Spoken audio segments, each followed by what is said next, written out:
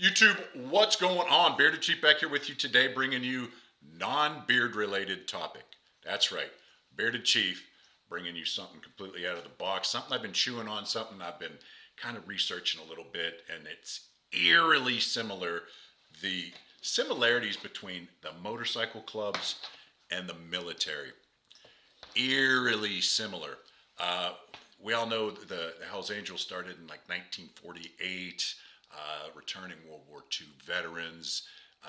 They had that adrenaline in them, and they wanted to carry on that adrenaline and that brotherhood. So they started riding bikes, and the motorcycle club kind of grew out of control from there. The club and the military are really, really close in how everything is laid out. And I think that has to do with the veterans coming home from war, and they started these clubs. And I'm going to kind of break it down for you a little bit and what I see from the outside looking in. So everybody knows that you just don't become an MC member.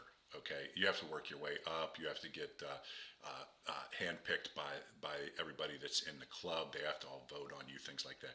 You start out as something called a hangabout or a hang around, and you're just an average Joe getting to know these guys a little bit and becoming friendly with them and what have you.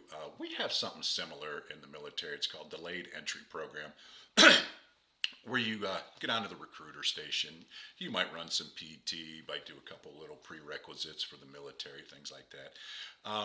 So you're like below the the bottom of the totem pole. So you're the hangabout, and then you kind of work your way up to your probationary period. So your prospect period, and that's where it's very similar to the Navy. The prospect is the guy he's cleaning the clubhouse, he's cleaning the bikes, he's running errands, he's doing all those things for the brothers, and we're kind of like that too. We have boot camp where you're learning all these things and you're taking it all in, and you're just everything's crazy, all right?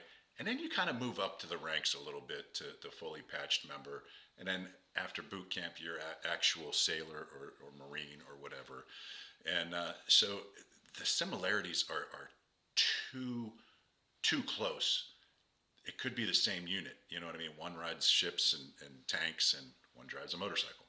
So there is a rank structure. You start out, at the bottom of the rung, and then you work your way up. To road captain and president, and we do the same thing.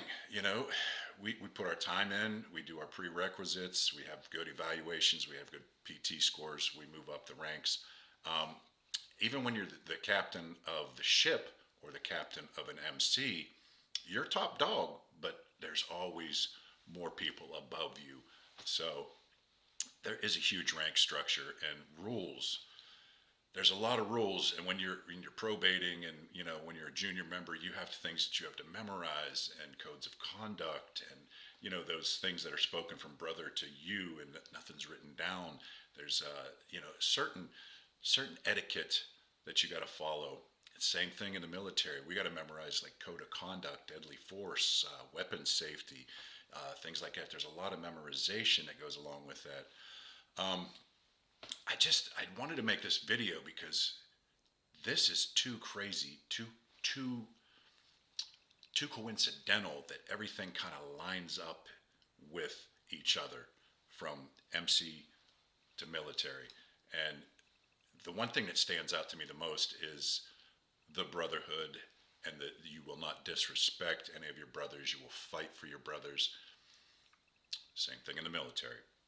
So you you fight next to these guys, and when you do fight with one of your own, the MCs take care of their own, just like the military.